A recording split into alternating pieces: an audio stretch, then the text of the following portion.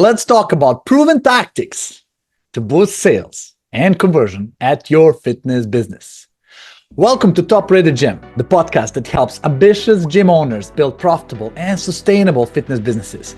I'm your host, Andres Vjovic, and with every episode, we deliver actionable insights, expert advice, and success stories to help you grow your membership, streamline your operations, and achieve financial stability, even if you've struggled with marketing challenges, operational overwhelm, or financial limitations in the past. Today, we have a true expert in the fitness industry joining us, Mark Fisher, the owner of Mark Fisher Fitness and co-founder of Business for Unicorns. Mark has built a reputation as one of the most innovative and successful gym operators with a flagship location in New York City known for its playful and unconventional approach to fitness. But beyond just running his own thriving business, Mark is also a consultant, speaker, and most importantly, coach. He doesn't hold the knowledge for himself. He is there to share it, helping gym owners across the country improve their sales, marketing, and operations. In our conversation today, guys, Mark is going to share some of his top strategies.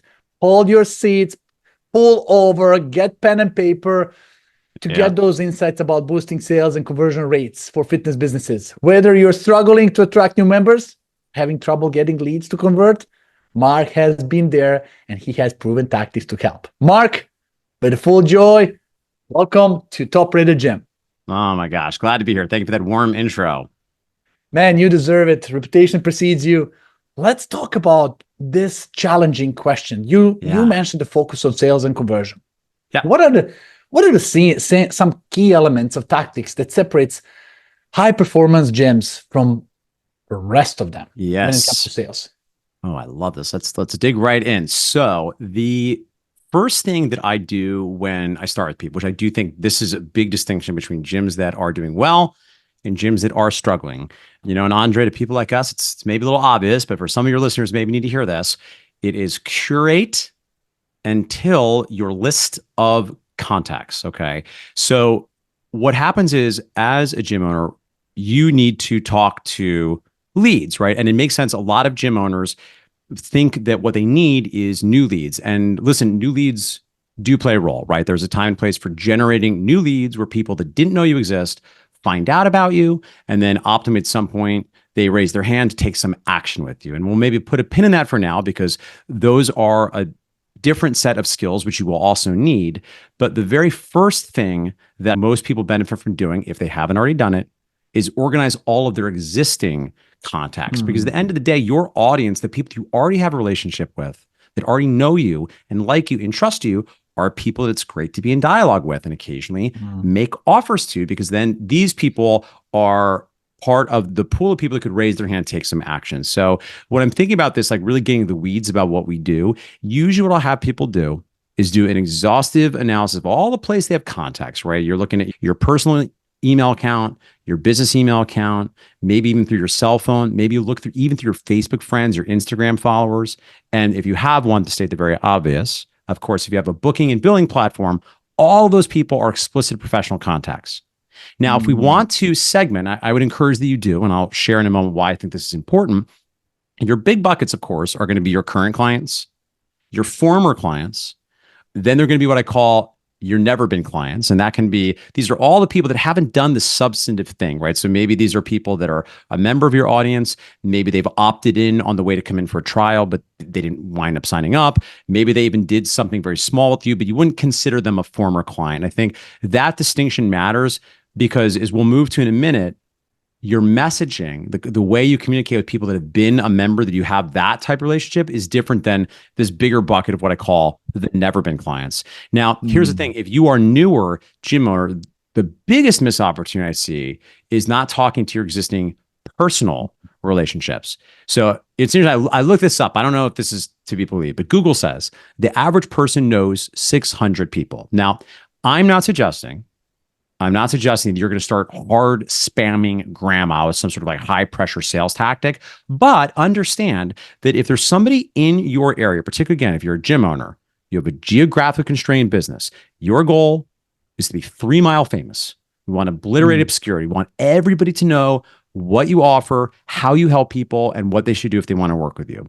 Well, if you're a gym owner and there's people in your neighborhood that you have a relationship with that you might say hello to in a grocery store, I think these are people that are part of your audience. And ideally, we want to be in dialogue with them in some way, right? So usually this is going to be some kind of email marketing where we're touching base with the people in some frequency that is not annoying, but frequent enough that you become top of mind and also that you can keep up with. In general, if you make me choose, I'm going to say at least one email per week where you're reminding people that you exist and you're making it clear to them after giving value. And we'll come back to that in a minute. We talk about how we nurture these leads, but you make it crystal clear to them. If they want more help, here's an invitation of what you might do as a first step if you want to work with me, right? So once we've got this list organized, it is super powerful because, again, we want to get more leads in there. We do want to do things to grow the business, but most people are just not even talking to the people that they already know, right? And particularly in 2024, where Facebook ads in a lot of markets, listen, meta ads can still play a great role, but your throughput from a cold lead into a membership, it's not going to be 50% in 2024. But we've already paid for those leads. So rather than ignoring them and always focusing on new leads, we have an opportunity to stay in dialogue and build a relationship with the people that already know us, hopefully over time can come to like us and trust us. And then in exchange to some sort of offer can hire us. So maybe more to say there, but I'll pull up there, Andre, in case you have follow-up questions or anything else you'd like to add for our listeners. No doubt. Listen, I love that already because a lot of people say just go back to win back campaign, send it to the past members and so on. But think about how politicians do. When they want to get a vote, they go out to everybody. They go out, support this process, support this, and they will reach out to college relationships from 40 years ago. To get this done. Think about how many people don't know what you're doing now. They know you, but your personal brand is not fully developed. Even if they want to know you didn't update your LinkedIn, maybe your Facebook profile talks about personal life, Instagram, personal life. There's no business. How many people you know now? Let's think about people you know that you know exactly what they do in their life. You know, we don't.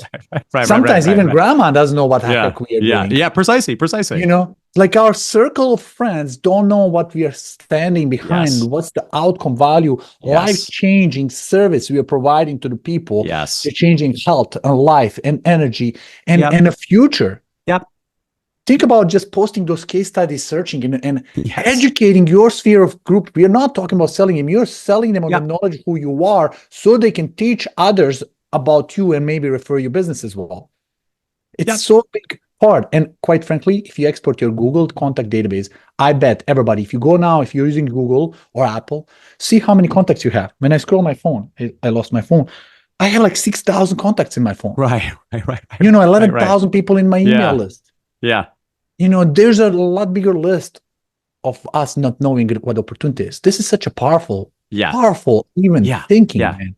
Yeah, because it's like you said, these are people that we already have a relationship with. Now, listen, there might be somebody said for it. I think there's two ways to do this. Okay, if you want to do the like kind of just like easy, just like dump them all in. And I'll talk to you about this in a moment because I'm not suggesting you necessarily go right to emailing them from an email service provider. I think there's a warm up opportunity. If this feels like too much for you, by the way, also like I get that. And in practice, if you dump in your whole email list, you might then be sending, your email marketing to a customer service representative that your Gmail made into a contact that you talked with 10 years ago for some company you don't use anymore. So if you want to meticulously go through that and curate your list, I think that can be a great way to go too. But I think the thing that's non-negotiable about either strategy is that if there's people in your local neighborhood that either might need your services, and when you want to give your services that you're great at to the people that you already have a relationship with, but they could also be referral sources to other people, even if it's not the right fit for them, and they could vouch for you personally, it's super important that we find some way to make sure all those people know what you do, the types of outcomes you get for people, and what might be a next step if they're interested in learning a little bit more about what you do. Now, to just mention before we jump on the next step, Mark, this is fantastic. One other thing quickly that also I suggest doing as just like a micro best practice here is I do think that there's value in doing a warm-up email. Right. So usually what I have people do is when I do this, I'll have them do a blind copied email from their regular, hopefully their business Gmail. It's another pro tip for you. If you're email is hotbuns@aol.com. That's not professional, right? So get an email. It should be name@gymurl.com, right? So you can True. email them if you want from your actual, whatever your Gmail or whatever, with the blind copied, and let them know this is happening. And just be, when in doubt, tell the truth. Let them know, like, hey, everybody, if you're receiving this, you're someone that I'd love to keep up with about some of the things we're doing with our gym. We're up to great stuff, and you can expect to hear from about X often with this type of valuable content. Here's what's in it for you. Here's the type of things you'll hear that will hopefully help your life be better. For any reason this is of interest, let me know. I'm happy to not put you on the list, or you're welcome to unsubscribe. I appreciate you a lot. I hope you're well. P.S. If you're interested in hearing more ... right? Because that's another micro pro tip for email marketing. Dean Jackson is one of my favorite marketers of all time, and he talks about the super signature. So we don't want to hard sell every email. That gets annoying. But at the same time, we don't want to make people have to work to understand what they would even do. So one way to make it easy is there's always a PS, which, by the way, tends to be the most read part of the email that makes it clear if you're interested in learning more about how we might work together, fill in the blank, right? Whatever your call to action is. And again, it's not a hard sell. It's an invitation. It's service. I'm making it easier for you. If you're interested in finding out more, here's exactly what you do. So you don't need to think about it. I'll take care of everything. It'll be my honor to serve you, right? And then that's it. And then I think hopefully we can feel good about that. And some people might choose to not stay on it, or maybe they'll choose to unsubscribe. And that's okay too, right? It's not about the size of our list. If people don't want to hear from you, that's fine. But my claim is that these people will be happy to hear from you, right? Correct. Yeah, they'll be happy to hear from you. So. And I'll tell you one thing, there's so many ways to do this, but listen, going back to your database, what I like about that is something called, a lot of us will struggle saying, oh, I don't have resources, I don't have leads, I don't have money to pay for advertising. This is all resources. What this puts you on is resourceful state of mind, where you give yourself so many options, so many lists, so many contacts. Once you pull them all on a pile and see a lot bigger list than you initially started with. Right. You'll feel good about it. It's like, oh my God, there's probably 10% of these people that need your service right now. 3% of them are looking for the service as you speak. That's kind of national statistic. Go to any conference, 1,000 people, ask any question. How many of you are buying tires? 3%. How many buying houses? 3% of us are buying things now. So this is a list. You can fill up the gym with that list. And then how to reach out. You were describing a friend of mine from the high school that I lost contact with. And now I see his Instagram, always sharing about vitamins, showing his workouts, lifting up, boom. And I went back to my hometown and I spoke with other high school friends. I was like, oh my God, this guy coached me on a gym. He gave me so many tips and advices. Like, damn, this is exactly what you're talking about. Yeah. Guys, you have moral responsibility because they trust you, they know you, they like you, they have experience with you in the past, to be taking care of your inner circles first before you take care of somebody who is totally out stranger. Like, think about just them helping them. Yeah, precisely. Wow, that's powerful. So now contacting them. What is the best way to? It's email. It's an email signature. What do you recommend as that blast out? Do you offer like events, coaching, advice to a nutritionist? Like, where the communication starts? Yeah, it's a great question. So as far as what we're going to be saying to them now that we're going to be in touch with them, right? Usually we want to share some sort of valuable content that's going to help them with their fitness and establish your likability and your credibility. Now, to get a little bit tactical here, the way that I think we want to think about content as a gym owner is we start with what are the specific problems, and that's important. So we're not going to write the solutions. What are the specific problems that your dream client, your dream avatar is having? And what are the specific questions in their words that your dream client, your avatar is asking? And then we create solutions and we create answers. And quite literally, when I work with people, I'll just have them literally create a Google Doc, brainstorm a bunch of problems and questions, and then they start creating some content around them.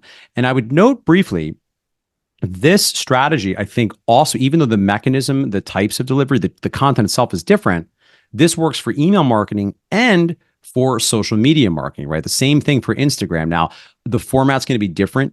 Email tends to be a written format usually. Things like Instagram can be captions, but they can also be pictures and reels and videos and other things.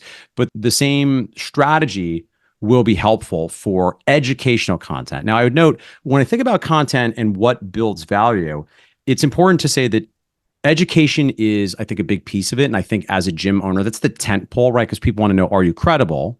But if you can also be entertaining and provide energy via inspiration, that's going to be helpful as well. So I always think, is it entertaining? Is it educational? And is it energizing? I think it's okay to lean on the value of credibility, of like helping them get results in advance. And I think there is something to be said for having some of you in there, keeping it fun, making it personable, show that you're accessible. And then also, if you can energize and inspire people, and one great way to do it, which also serves your business, is sharing the case studies and stories of the successes that you've had with people that have worked with you that maybe were like your prospects they're reading before they started work with you, and then tells them a brief story about, here's where I was, here's what we did, here's what my life is like now. So I think that's like there's a lot more to be said about that. It's pretty high level, but I think in practice, like that's kind of the content game, right? And that is ultimately, and in a moment, perhaps, I'm sure at some point we'll move more into how you generate the leads in the first place. But remember, these are people that you already have a relationship with, but we can already start to nurture these leads, right? And this is how you build likability and credibility. And then we'll also probably at some point, discuss offers in a little bit more detail. But I think that's how I think about content. And there's micro influencers in that list, because if you help somebody who's known maybe in a community, known in the place around them, and you are the one who's helping them out, I was like, yeah, I know this guy. Oh my God, this is where the source of your success is. Now I know your hacks and who's helping you out. Every community has these micro influencers. Yeah. You work around them, recognize them. There's people who are volunteers in a school board, and there's people who volunteers in the pet shops and other places. This is where you get really, really connected. Yes. Damn. Yep. So I love this. And I saw it on my own example, people reaching out to me as well. And I felt warmed. And there's always questions there, trending questions now. Regardless if you lost the contact with them, there's always opportunity to say, hey guys, listen, I'm starting something cool. I've helped so many people around, but I know there's people I know personally that I could share this advice. Yeah, I would love to send you once a week, once a month. Awesome, incredible, very valuable, no junk email. If you like it to stay, feel free, enjoy it. This is my outcome, right? If not, by all means, I want to make sure that I'm by far a provider of this community. Make this nice warm introduction so they see, okay, cool, something is going to come up soon from that. Introduce yourself into the new flow. What about text marketing? Have you ever recommended doing text to the audience? Yeah, definitely. And it's interesting because I tend to use text more for sales follow-up, which again is a whole, another thing we might kind of dig into here. I think in 2024, it's got to be a part of the equation. I think email is still valuable, but open rates are not what they were. And in practice, the open rates for text messages are going to be pretty high. So the one thing that one should consider, of course, about texting is super valuable in the sense it's more likely to get opened. It's a much more direct way to contact people. However, number one, there are a number of laws and regulations around text message marketing, which I would refer you. I think it's mostly licensed by the state, does most of those regulations. So that's like one piece. Second of all, just from a best practice, it is a powerful tool, but can be abused, right? So if you're doing lots of mass marketing stuff, like for instance, you probably wouldn't do, I guess you could. I think people probably be opting out pretty quickly if your text message was like, hey, I just dropped a new blog post about the 3 ways to burn belly fat, right? So usually this is some like hyper specific targeting messaging. The way that we tend to use that in a lot of the gyms that I work with is certainly it's foundational during the follow-up sequence, right? So when someone has explicitly opted in and given you name, number, and email on the path to setting up a call with you to find out more about what you do, okay, well, I have permission at that point. You've given me the name and number specifically on the path to work with me. So those first 14 days tend to be very valuable. And of those first 14 days, the first 24 hours are very valuable. And of those first 24 hours, the first 5 minutes are very valuable. So usually we will want to create some sort of automated outreach via text and email and try to actually call, even though it's manual, if at all possible, as fast as you can after the lead comes in. So in that scenario, I think texting is mandatory. I think it's super, super important because particularly if you're dealing with colder leads, like let's say from like a meta ad, you're just going to have to put in a lot of effort there. There's a lot of great research suggests a lot of people are not going to take action right away. And it, by the way, it doesn't mean you're being annoying or they don't want to talk to you. Just people are busy. They have a lot of things going on, and that's why I think it's very important that if we're good service providers, if we're coaches, we're going to help them. We're going to show up quickly and we're going to, show them how responsive and on top we are to really help these people that have raised their hands that they're interested in our services. So now, again, I think there probably is a time and place for selective, thoughtful, maybe occasional mass broadcasts if there's some particular offer you're doing as part of your marketing calendar. Let's say you have some BOFO offer specific for your never been clients. I think you could do that once in a while, but I would be very thoughtful about if and when I do that. And of course, if and when you have individual relationships with people you already know and like and trust, like a former client, there's a world where if you're doing, let's say, a specific offer for a former client, well, perhaps you do some individualized outreach via text message to the people you already have a relationship. And again, that's personalized. I think that's going to feel a little bit better and be a little bit less weird. But in general, I would encourage, I think mass emails are okay. I think blasting a lot of people with mass text messages, I think could quickly have a lot of people opting out and maybe make some people unhappy. Yeah. Definitely very creative techniques. I'll give you a case study, not related to fitness industry. Friend of mine who started working on his own depression, like years ago, figured out something called Miracle Morning Program. It's a book, it's 15 minutes ritual in the morning. You start with the mindset, meditation, and so on, exercise. It's all like packed in 15 to 30 minutes. Then he changed his life. Like, my God, this is incredible. And he told all his friends about what he did. They recognized him as a different person. He said, guys, I have more obligation. I'm going to start every morning, 7 o'clock, morning meditation for everybody. Join me on a Zoom. I'll be meditating, but you can join me and we'll do it. His community of people joining extremely. That 4 days in a week, he offered it for free. 5th day, he started charging money.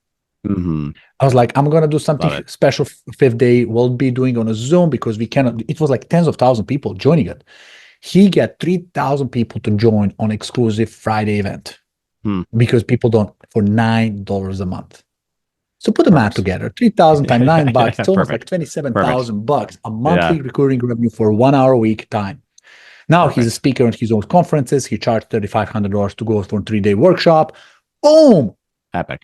You guys are not aware how powerful, how much people seek for authentic, genuine knowledge and resources that help others. We all have a story about how we can change somebody's life. Let's put it to work. Referrizer is giving your gym a special 90-day free trial of the Reputation Max package. Oh my God. With this, you can get 3 to 10 times more reviews, automate everything, and even use AI to help reply to reviews, all while keeping your gym safe from bad one-star reviews. This offer is only for a short time, and it's available for the first 10 listeners of each episode. Go to topratedgym.com/3 free months to grab this deal. Yeah. And if I can offer one other thing that relates to this, I think this is a great example of, because again, I've worked with a lot of gym owners. I know part of the head trash that I see come up, which I think makes sense, is a lot of gym owners, they want to help and they don't want to be annoying. And they've been on the other side of marketing that didn't feel good. And maybe you feel a little bit reticent to put yourself out there. And maybe you're thinking like, well, I don't want to have to tell my grandma about what I do. And it feels like I'm putting myself out there, and maybe there's some imposter syndrome, or maybe you're just kind of shy. And I think that all makes sense. And a closed mouth does not get fed, right? You're going to have to ask what you want in life. And further, leaving aside what you want, if what you're doing is an unqualified moral good, one of my mentors says, I love this, I think about this all the time, that your marketing can help more people than your services ever will. Right. So sometimes I think about this, like even in my companies, you could make the case that the paying members are subsidizing everybody else getting access to all this free content, right? Because some people are going to pay for a higher level of service, more individualized care, and that's amazing. And then I'm so happy that all these other people get access to certainly the very best content I know how to create for the businesses I run that can also maybe give them amazing results. And maybe I'll never even know to them. They'll never pay me $1. And I feel fantastic about that. So I think if you can get behind as a foundational mindset of marketing as an act of generosity and an act of Yes. creativity, I think we can do it and feel better about it and feel that we're not trying to extract value. We're not trying to sell or close people. We're just giving, and trusting that some percentage of those people will at some point raise their hands. And of course, we'll make it easy for them, right? We'll give them offers and things to do. But I think that mindset can be very impactful, particularly if you feel some internal resistance about doing some of the things we've talked about so far, about like making sure you're staying in front of the people that already know you and like you, so they understand what you can do to help them. And it's purpose of living is giving. You're also enhancing your purpose in life. Really living fully. It's much more rewarding when you help somebody and see the smile and touch the lives than when you get yourself something. It's much shorter burn of the happiness when you get something versus when you give something. It's a game changer. This is incredible. I mean, this is the reason why I started the podcast. I want to contribute value to the community. You guys listening this is my gift to you. Mark is my gift to you. He is giving selfless knowledge that you go to the conference and pay to listen to this. Now you're getting it free, right? This is the reason. And guys, I'm introvert. I'm not a guy who would like to go out and talk about it, but I love this community and I see the purpose behind it. And that's why we need to do what we need to do, right? So all of us have this responsibility to make it happen. It's not a podcast. If you don't want anything else, interview people, get out in the community. This is called digital stage. With one click on an email blast, you can reach thousands of people. There's no other way in history that we could do this. And now it's all in your phones. Start with that process. Okay, so we got 2 steps completed. Become resourceful, put all the lids on a pile, segment it, sort it, put it together, start messaging out. Now, messages are going out. People are respecting. You're getting likes. Your Instagram and LinkedIn and Facebook and all accounts are coming in. Now, you're confused or like, how do I turn this into opportunity? I'm 3 months into this. People love me. Like, but I don't feel like selling. I'm enjoying this giving information. But how do we nicely start building the business out of it? So now that we've curated our list and we've been nurturing the list, right? So people are starting to like you, they're starting to trust you, you're in touch with them. At some point, what we need to do is make offers, if you prefer, invitations, so that people have a chance to do something else with you. It's a little bit more substantive than just reading the email. Now, we already talked about one strategy for that. So while this might vary, at the interest of giving you something prescriptive, right? If I had to like just tell you what to do, I'd say, okay, well, if you're emailing weekly, let's say out of those weekly emails, you're going to give value 9 out of 10 times, where the bulk of the email is answering questions and solving problems. And remember, there's always going to be a PS. So the PS is always like, and if you're interested in finding out more about how we work with people, ... right? And it could be reply to this email with the word interested, and I'll tell you more. Or it could be like, go here to sign up for a free workout. And it's going to depend a little bit on what the actual offer is. And ideally, you would experiment with different kinds of invitations in the PS. Now, I do think about once every 10 emails, as a rule of thumb, you can probably do a more direct sales messaging. And again, not a high pressure sales email necessarily, but the point of that email is going to be like, hey, if you're interested in finding out more, we're doing a cool thing, right? And this is where the offer starts to matter. So in the fitness industry, I tend to think about there are 2 kinds of offers. I tend to think of low barrier offers. A front-end offer that is a low barrier offer is an opportunity to try before you really buy. You want a sampler platter. You're kind of curious. You're not sure what it is. So we want to really make it easy for them to try out what we have to offer. And examples here could be if you're doing a paid one. Again, if you want me to just choose in a vacuum, my favorite as of today is 14 days of unlimited training for $99.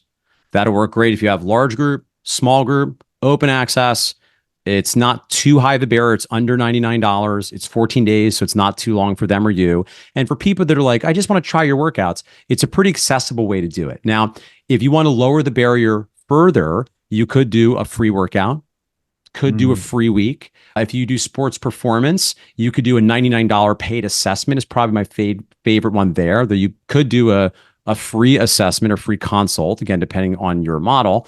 And I would say if you do one-on-one, that you might want to do maybe 3 one-on-one sessions for $99 or 2 for $99. And of course, this will depend on your model and your pricing. But in general, the thing to understand about this front-end offer is the key thing is it's got to be relatively short, usually 30 days or less. It's under $100, maybe free. You take away all the risk, and it's an obvious and easy way for someone to try out your services, interested in what you have to do, right? So this is a great solution when you want more overall leads and you want to make it easier for them to try out your stuff. If you're maybe not particularly gifted at sales, and if you've got enough capacity via some automations, you can handle slightly higher lead flow, okay? So I'll put a pin in that there, but that's option one, your low barrier offer, right?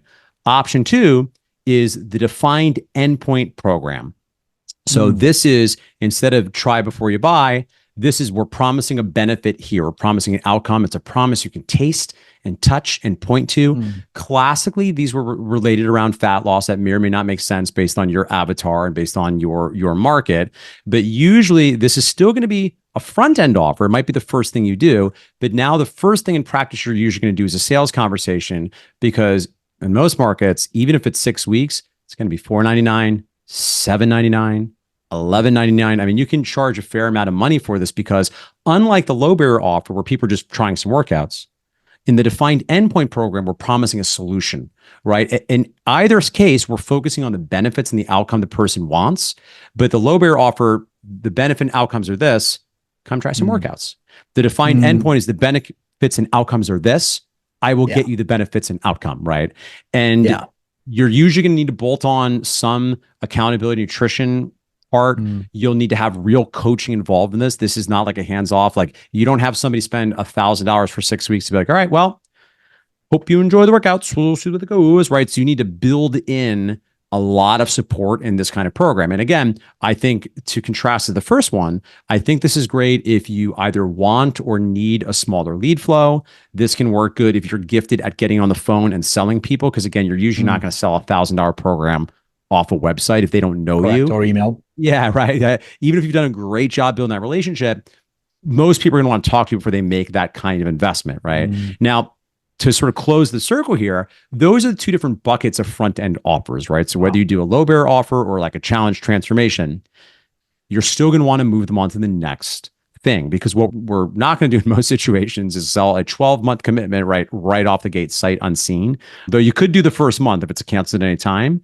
But at the end of the day, we need some system to invite them to take the next step for whatever the ongoing thing is, right? Whether it is a 12-month, whether it is a cancel at any time, because both of these are great, but to really create both the business you want and to help people the way that you want, usually it's going to require a slightly bigger, more long-term commitment, because of course, fitness, unfortunately, it's not like a kitchen renovation. It's not like when it's done, it's done. This is going to be an ongoing thing, right? And admittedly, the defined endpoint one, listen, there are gyms, you could run that because that's a profitable enough offering. You could be okay if not a lot of people move forward. It's not my favorite from a business or a behavior change perspective, just because and again, I think it's okay as a front end offer. A lot of people don't want to buy a membership. They just want to buy the outcome. They want the thing, right? So I don't have a moral issue with people doing this, provided we do good jobs as coaches about being explicit about what long-term change looks like. The low barrier offer, of course, is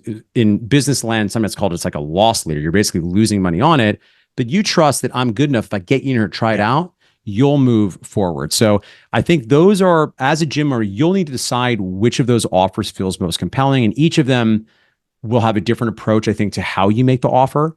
The only other thing I want to mention briefly, is we talked about segmenting your list. Yeah. Right? So we talked about segmenting the list. We have former clients, we have current clients, we have never been clients. Wanna be clients. Yeah, wannabe clients, right?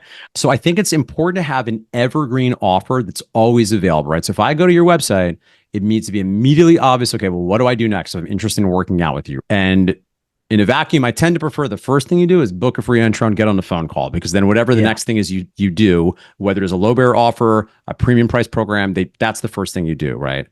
However, when people can do things whenever, they tend to do them never. So another strategy I recommend, at the risk of giving you all too much here, if anyone's getting overwhelmed here, right?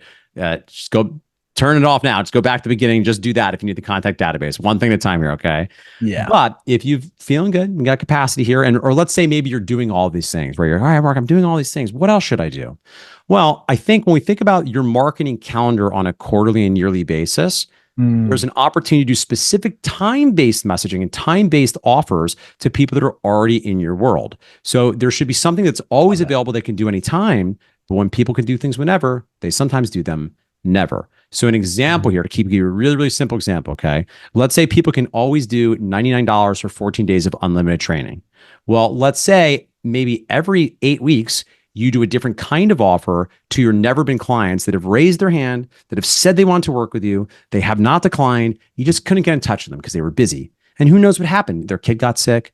They got in trouble. They're having trouble with their marriage. They had a rough spell at work, right? So I want to keep going back to these people regularly and give them some time-sensitive, time-bound offer. And by the way, you don't need to give away the house. You just need to give them a good reason to take action now. So I'm going to go back and shake the fruit from the tree. So I mentioned this in brief. It's part of why I like having these lists segmented, because I want to be able to talk to these people differently with different kinds of offers. I do want to qualify very, very quickly. This is grade 3, so comprehensive. I want to say again one more time, it's a lot more advanced, right? So if you're starting to feel like, oh no, I got to do this, I could do this. Like, no, don't do all the things. Just do the contact database. If you don't have anything else, do the contact database. Start doing regular email marketing. Do we get the rest of that stuff later? So let's not play with our food. But if you're more advanced and you've already got a good offer, you're already doing email marketing, that's another thing I'd encourage you to layer in for the next step, because then you'll have more of these people that in your audience take action, actually hire you and start to give you a chance to earn their business. Got it. And I'll have a follow-up question, but just to confirm what you're saying, when I started doing my Instagram videos, very, very first one, I did a test. I published it just to see how it's published, like a long time ago. Okay. Like somebody told me formula, like talk about symptoms and go into problem, find agitations, right? And then talk about step-by-step solution and what your offer is. I was like, okay, I'm going to do this. And boom, I posted and I forgot. It was a part of the conference. I just did it as exercise of the conference. I love it. Jumping in, Andre. I love it. Man, damn, I get my friends telling me, oh, I know this business who needs your services. I know. I was like, smoke. My friends that comes to my house, suddenly, after knowing them for 30 years, they remember somebody might use my service. I love it. I was like, guys, I love it. The only limitation in the world of success is your own mindset. Get out of it. Just start doing things. If there's one thing after this, you got to sit down, go get a list, or call Mark here. Says Mark. I'm in. What do I do next? Walk me, speed me up. Like, let's speed up the process. Let's get the job done. Like, I mean, it's so simple to do it. It's so simple not to do it. By the way, you can do nothing, forget about it, and go back to a daily business, or you can do something and get it done. And listen, the good news, bad news is, for a brick and mortar gym owner, there's not a lot more. Now, I'll note, and maybe we can talk about this for a minute if we want to make sure we're pretty comprehensive here. We haven't talked much about generating leads, but there's not an unlimited number of strategies you have as a brick and mortar gym owner, right? So if anybody actually wants to dig in more, if they go to gymmarketingsecretsbook.com, that's a free digital download I wrote that's really more of like a superpowered checklist that covers, broken down by category, the things you can do, right? Because if you're looking for something like lead nurture, developing that audience, the main tools are going to be email and social media, and specifically in today's day and age, Instagram. Facebook certainly can be valuable. There are some gym owners that do okay with a public Facebook group. I think that can maybe serve a place, but most gym owners, a weekly email post, a few Instagram posts per week, that's going to be a lot of the game to build that business over time, right? And again, we talked about the offer. You need one good offer. You don't need an unlimited numbers of offers. There's something said for testing, but you shouldn't be having changing up your front end offer, your core one every other month, right? So the good news, bad news is, it's not an unlimited number of things you can do. So I'll ask our audience as well. Put in a comment before I ask you the same question. How long do you guys think will take you to do this? Right? Just think about it. Like, how long, how many hours do you need to spend on it? What's the reward? Reward is absolutely game changer, because you can put in a process of open multi-location and roll this out to every location that your business, corporate, franchise, or single location does it. And like everything, I'm not talking to somebody who implemented it. I'm talking to somebody who implemented it and coaching you guys. So gymmarketingsecretsbook.com. You don't need to pay it, download it. It's free. I'm not $3. No charge. Free. But I believe there's also Amazon version if you like the kind of book Yeah, to that's book. actually true too. Yeah, if you want to if you want the physical Because I copy, got that one, yes. yeah, and we made it as cheap as we could, by the way, too, on Amazon because I just wanted to have it in your hands. So, but Amazon does charge some money because they need to cover the cost of Of printing. course. But I want to ask you how long it takes for somebody to do it on their own versus also working with you because you're like turbo booster on this. Yep. So as far as how long to do it on your own, it just kind of depends. Honestly, people have different skill sets. I mean, What most would you people recommend honestly, putting hours on a weekly basis to yeah, make? like soup to nuts. If you're figuring out on your own, knowing things are going to go wrong, I don't know. It's probably going to take like it's hard to say because it depends on your skill set. I can say that when we work with people, I have a curriculum, like a 12-week curriculum I'll take them through, where if you're spending 3 to 5 dedicated hours per week, you can build all this out in 12 weeks, right? And I have people go faster because I have it set it up such that they want to get ahead, they can. And how much time you have will depend on how many hours you have on the floor, what your personal family situation is like, what sort of skill you have, quite frankly, because some people take this a little bit easier than others.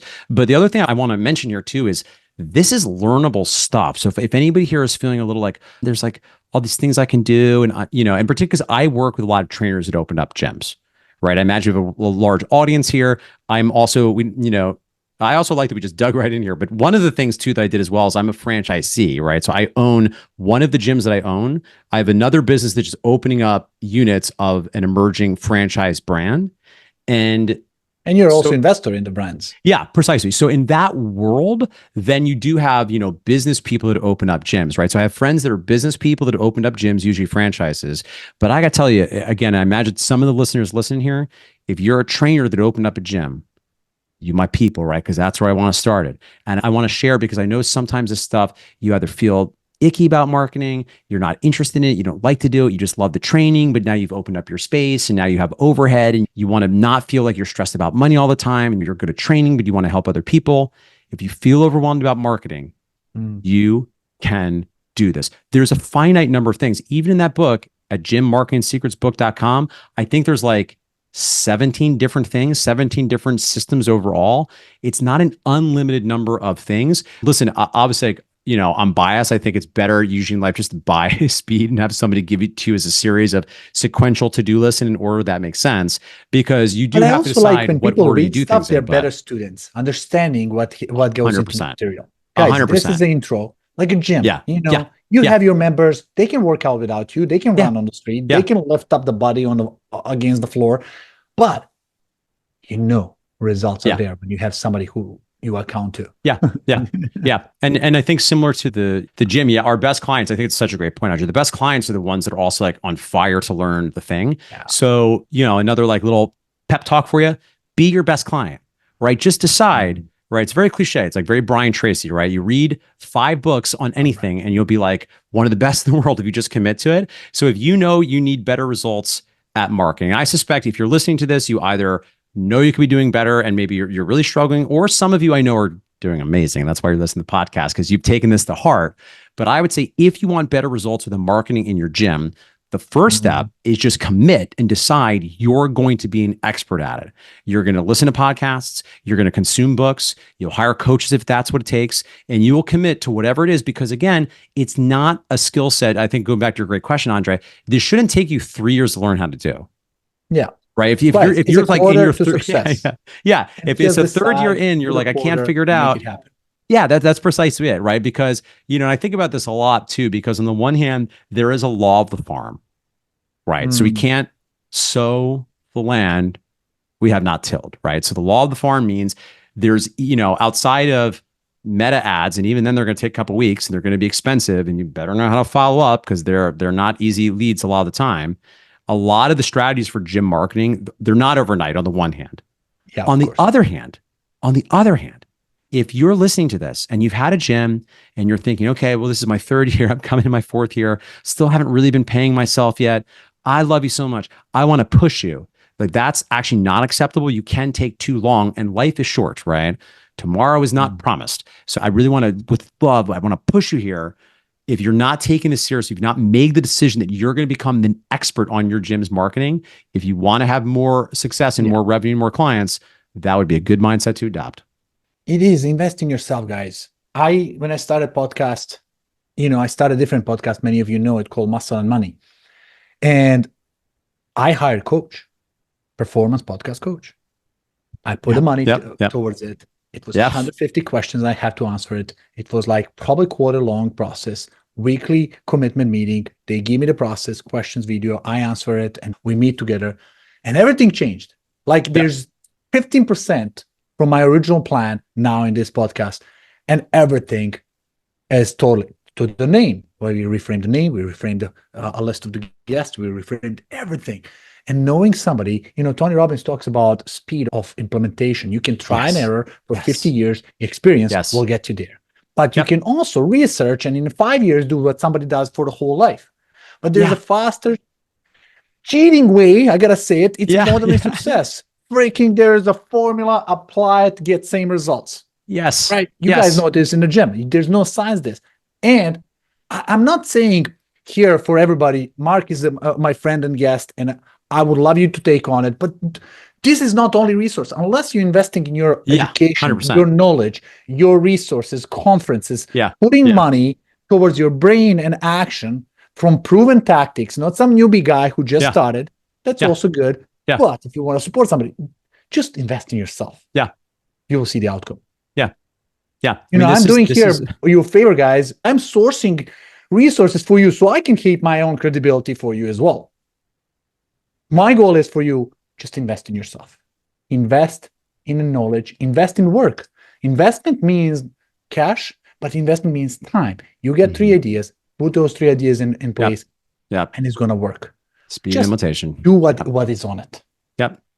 What's spoken in this area. I hope you guys do believe in education. You wouldn't be in education business because all what you're doing is making sure that people do follow the process. Or listening to this podcast. I would say, listeners, if you're like, we're already doing it, we're listening to the podcast. We see you. We appreciate you. And for you who are doing it, just put a comment here. I would love to hear from you.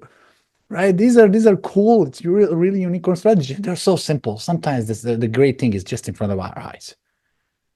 You can't be somebody by doing like everybody else. You got to step a little bit on the side and do something that nobody does. This is not time to blend in. This is time to stand out. If you're asking yourself, nobody does it, that's you want to be nobody, or everybody does it means you want to be everybody, or we want to stand out, right? Being business in New York is highly competitive environment. So yes, we know what Mark is going through. Yes. Oh my God. Listen, Mark, we got to wrap it up, but we got to open up this one for another episode. I know we didn't even scratch the surface on sales. We're talking about leads. We got to get follow up and talk about operations next one. Yeah. Cool. Yeah. And lead generation. You'll all be left in the hang about how to get the new leads, but there are ways. There are ways. There are multiple ways. You can check out the book. The book, you'll get some ideas. Yeah, for sure. There you go. Book is awesome, guys. Book is awesome. Now, Mark, I got to ask you one question. Where do you learn things from? Like, what's the source of your, like, what's the conference you're attending? What's the books you're reading? Tell us something where you get your sources. Okay, great. Okay. Yeah. So let's talk. Oh, yes. And one of my favorite topics. Okay. So basically I aspire to, and I have a 2-year-old, so I'm not new this year, but I've been reading pretty consistently, like 1 to 2 books per week since 2010. Okay. So, and mostly how I always have a list at any given time, or I have a queue of books to read that are going on my list. And I acquire that list, which, it's never going down to 0, from a lot of mentors I look up to, right? People I respect, peers, colleagues. And then of course, books themselves will also recommend other books, right? If you go to conferences, you'll always fill up your Amazon cart. A lot of people say things, right? So books have been certainly a big piece for me. I think books are particularly useful for more general business education. But let's say, for instance, you want to get better at something like marketing. Going back and reading like the classics, books that are like focusing on like the principles of marketing, like Influence by Robert Cialdini is like, I think, a must read for anyone that does marketing, right? In fact, if anybody wants to hit me up, or you could probably find it on our Instagram. I actually just released a PDF, which is my favorite books on broken down by topic, right? So books are a big piece, but I'll tell you something I did wrong. So something that I want to acknowledge, I think I wish I would have done faster, which is, and it's going to sound self-serving, but like, hire a coach, because the reality is books are great. But, and again, obviously they're very important, and I believe they can change your life, and they certainly changed mine.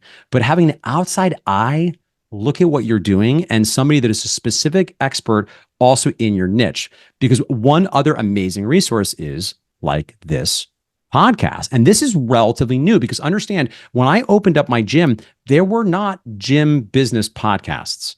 right? And in the grand scheme of things, there are, and you might have some that I don't know of, Andre, but I actually, so far as I can tell, I follow every gym business specific focus podcast, and there's like 30. There's about 30, right? They're not currently more than that. Maybe there's some I haven't You found. know how many Amazon books are about gym membership growth? Yeah, I'm sure a ton. I'm sure a ton. Really. Oh, really? Oh, yeah. I About was going to say that. Yeah. Because Man, 24 books I bought. oh, yeah. Yeah, and that's one of those is yours that I okay. That's actually good because I was like, oh, I just said knowledge that. out there. Like, Yeah. this is very unique. Yeah. So this There's is like tons of book about marketing, but about specific gym process. Totally. Sales, this conversation about mindset of the people. Yep. So on. Yep. And it is a new world. And I think that also for listeners, a thing again that I didn't really have the option of, but if I had a magic wand and it wasn't available at the time, I think reading general business stuff on operations and marketing is a great foundation for principles. Yes. But a lot of those books are written for larger Fortune 500 companies. Quite frankly, they're often written as a business card for consultants to get really juicy six-figure consulting gigs. As a gym owner, your life is a little bit different.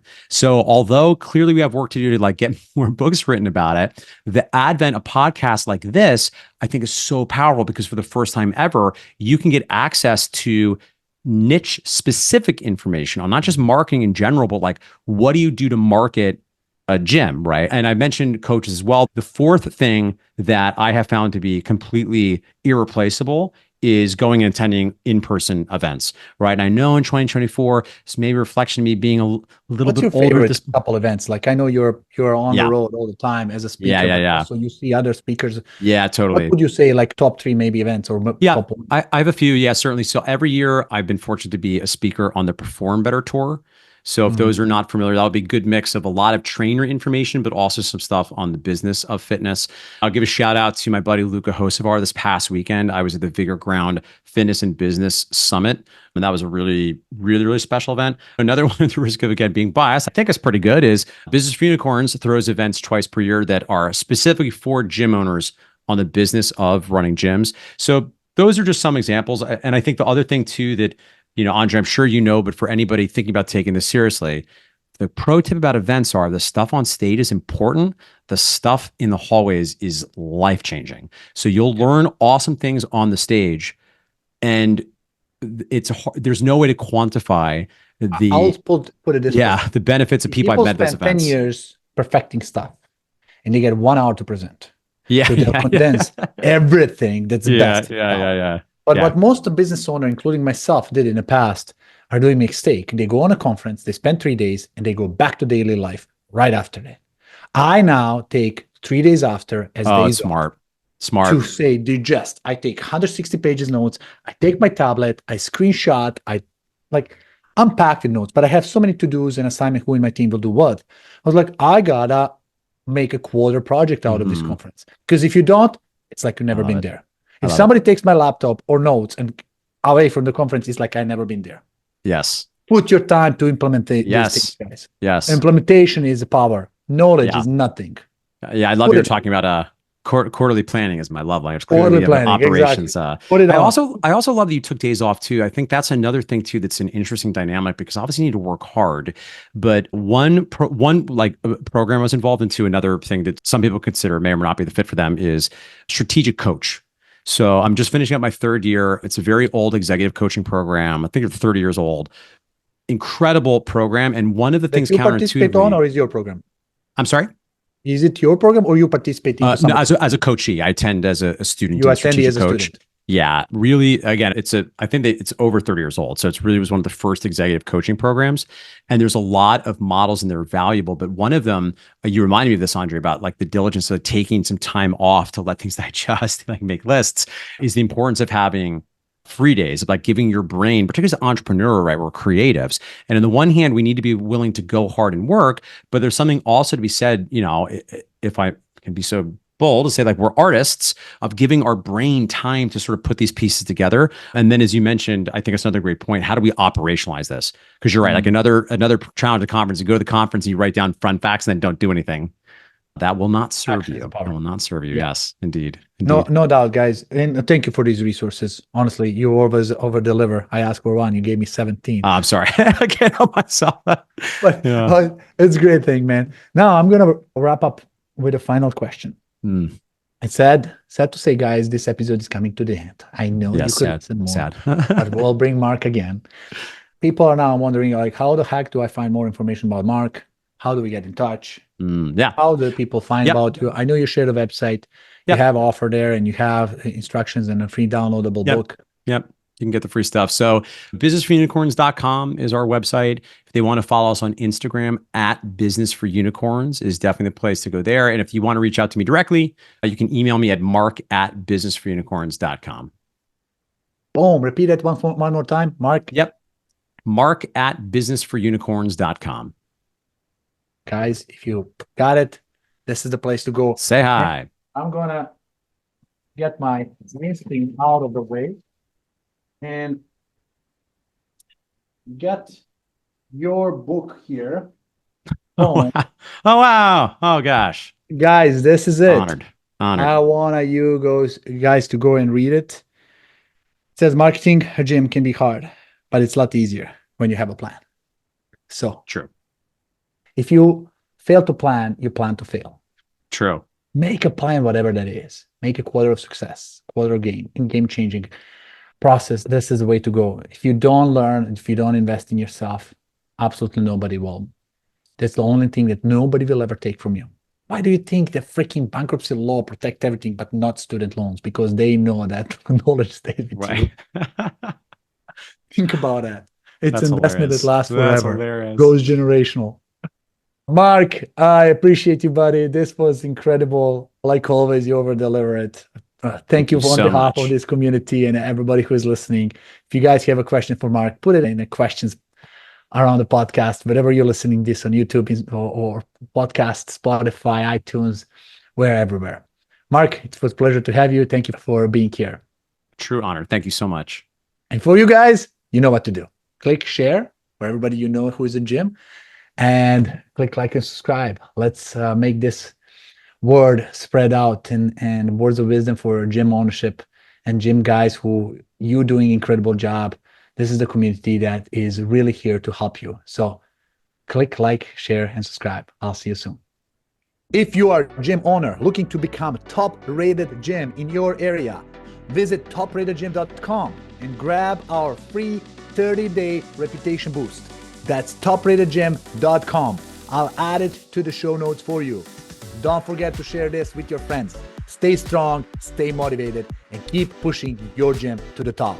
Until next time, this is Andre signing off.